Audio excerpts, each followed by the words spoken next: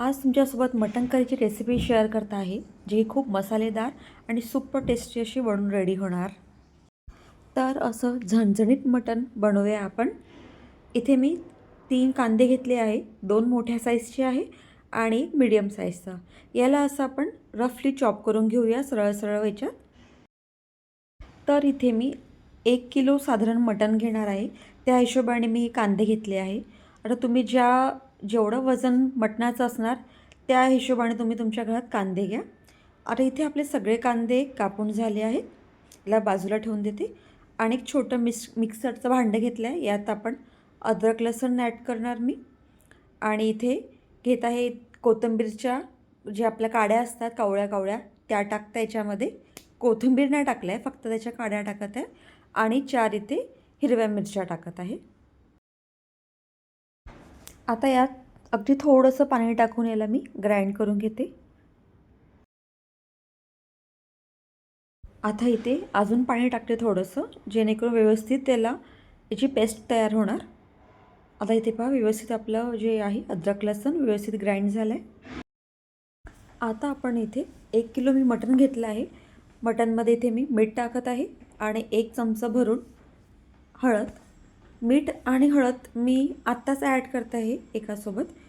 आणि याला मॅरिनेट करून साधारण अर्धा तास बाजूला ठेवते, तेव्हापर्यंत मी बाकीचा मसाला करून घेते. आता इथे एक तवा ठेवला आहे. तव्यामध्ये इथे थोडंसं आपण 2 ते 3 चमचे तेल टाकून देऊया. आणि तेल जसं गरम झालं त्याच्यासारं मी 2 चमचे इथे मी ॲड करत आहे जिरे. जिरे थोडेसे असे छान तडतडले की त्यानंतर आपण याच्यामध्ये ॲड करून घेऊया कांदे. कांदे आणि जिरे हे दोन्ही एकत्र आपण भाजून घेऊया. आता जेव्हापर्यंत भाजायचं आहे आपले कांदे जेव्हापर्यंत ब्राऊन कलरचे होत नाही तेव्हापर्यंत आपण याला छान भाजून घेऊ.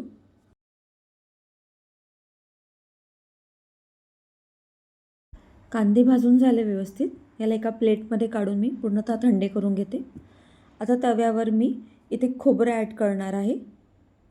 आता इथे सगळ्यांना आपण ड्राय रोस्टच करून घेऊ, कारण की खडे मसाले आपण आता थोडं भाजून घेत आहे. तर सगळ्यात पहिले ते खोबरं घेतलं आहे.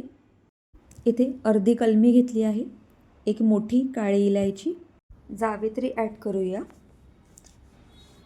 आणि 7 ते 8 काळे मिरी, 4 ते 5 इथे मी घेतलेल्या लवंग. लवंग टाकल्यानंतर आपण इथे टाकूया हिरवी आपली जी लहान इलायची असते त्या आपण 4 ते 5 घेतल्या आहे. आणि लास्टला थोडंसं ॲड करता 1 मोठा चमचा भरून मी अख्खे धने जे असतात ते आणि दगडफूल. आता या सगळ्यांना आपल्याला भाजून घ्यायचं आहे. आता जेव्हापर्यंत याच्यामधनं सुगंध येत नाही तेव्हापर्यंत त्याला भाजायचं आहे. हलका हलकासा छान सुगंध सुटतो म्हणजे समजायचे आपले जे खडे मसाले व्यवस्थित भाजले गेलेले आहे. इथे आता खडे मसाले भाजून झाले आहे पूर्ण. आता यालासुद्धा एका प्लेटमध्ये मी काढून घेते. आता एक मिक्सरचं भांडं घेत आहे मी मोठं. मिक्सरच्या भांड्यामध्ये मी सगळ्यात पहिले आपले जे कांदे ठेवले होते थंडे करायला ते आपण ॲड करून घेऊ याच्यामध्ये. आता यातच टाकणार मी आपले खडे मसाले. दोन्ही याला एकत्रच मी ग्राइंड करणार आहे, कारण की खडे मसाले खूप कमी प्रमाणामध्ये आहे. त्याला अगदी जर का वेगळं मी ग्राइंड केलं तर व्यवस्थित बारीक होणार नाही आणि तोंडाखाली ते लागतात तर बरं वाटत नाही. थोडंसं पाणी टाकून छानशी पेस्ट मी रेडी करते.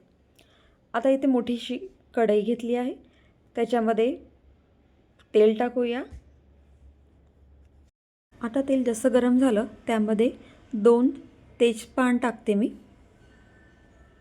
तेजपान टाकल्यानंतर इथे सगळ्यात पहिले आपण ॲड करूया जो आपण अद्रक लसूण आणि मिरचीचा पेस्ट करून ठेवलेला तो ॲड करून घेऊ आणि याला भाजून घेऊया. सगळ्यात पहिले आपल्याला याला भाजून घ्यायचं आहे.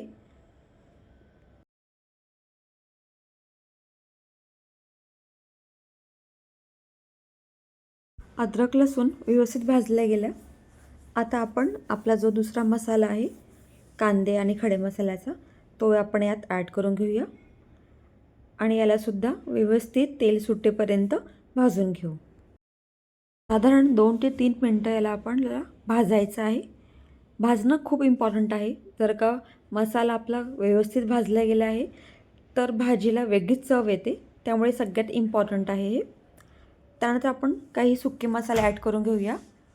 इथे मी 4 चम्मच टाकत आहे लाल मिरची पावडर, 2 चमचा टाकत आहे धनिया पावडर, 1 चमचा टाकला आहे जिरे पावडर आणि 1 चमचा टाकला आहे गरम मसाला आणि साधारण अर्धा चमचाच मी टाकला आहे हळद. हळद मी ऑलरेडी टाकला आहे त्यामुळे आता जास्त ॲड करत नाही आहे. या सगळ्यांना आपण व्यवस्थित मिक्स करून घेऊ. इथे मिरची पावडरचं प्रमाण तुमच्या हिशोबाने कमी जास्त करू शकता. आता इथे आपल्याला मसाला सगळ्यात पहिले भाजून घ्यायचा आहे चांगल्याने, जेव्हापर्यंत त्याला तेल सुटत नाही तेव्हापर्यंत. आता याच्यावर एक ताट ठेवून मी साधारण 2 मिनटासाठी याला होऊ देते. इथे 2 मिनटानंतर बघा थोडं थोडं तेल सुटलं आहे. आता ज्या मिक्सरच्या भांड्यात थोडंसं पाणी टाकलं आहे मी आणि अर्धा ग्लास इथे टोटल पाणी टाकणार मी. जास्त पाणी आता ॲड करू नका, फक्त खाली लागलं नाही पाहिजे त्याकरिता मी ते पाणी ॲड करते. आणि मिक्स करून याला परत आपण 2 मिनटाकरता झाकून ठेवूया. आता इथे आपला मसाला बऱ्यापैकी भाजला गेलेला आहे. आता आपण याच्यामध्ये ॲड करून घेऊया मटण आणि मसाला सोबत अजून एकत्र आपण भाजून घेऊ, म्हणजे जेणेकरून मटणाला पण छान मसाला लागतो.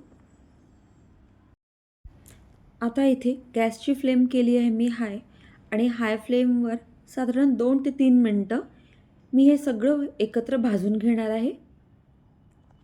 हे भाजून झाल्यावर याला परत मी झाकून 2 मिनटाकरता स्लो गॅसवर होऊ देते.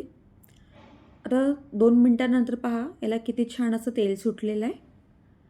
मटणामध्ये चरबी जास्त प्रमाणात असते त्यामुळे त्याला तेल सुटतं. त्यामुळे तुम्ही पहिलेच खूप तेल नको टाका. जर का खूप जास्त गिरवी पाहिजे असेल तुम्ही नंतर पण तेल ॲड करू शकता, पण स्टार्टिंगला जास्त टाकू नका.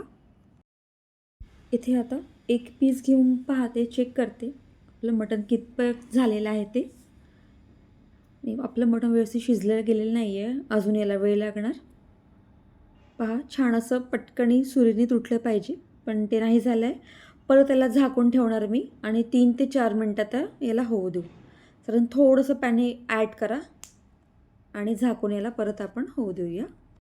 आता 4 मिनटानंतर परत एकदा मी पाहते. जेवढं आपण याला शिजवत जाऊ तेवढं त्याला वरती तेल येत जातं, पण आपल्याला अजून आता शिजवावं लागेल कारण की मी कुकरमध्ये बनवत नाही आहे. त्यामुळे डायरेक्ट असं आपण जेव्हा मटण बनवतो त्याला खूप वेळ लागतो शिजायला. इथे मी आता यात पाणी ॲड करणार आहे. पाणी इथे मी गरम घेतलं आहे. थंड पाणी वापरू नका, गरम पाणी एका बाजूला तापायला ठेवलं होतं त्यात ॲड करून घेऊया.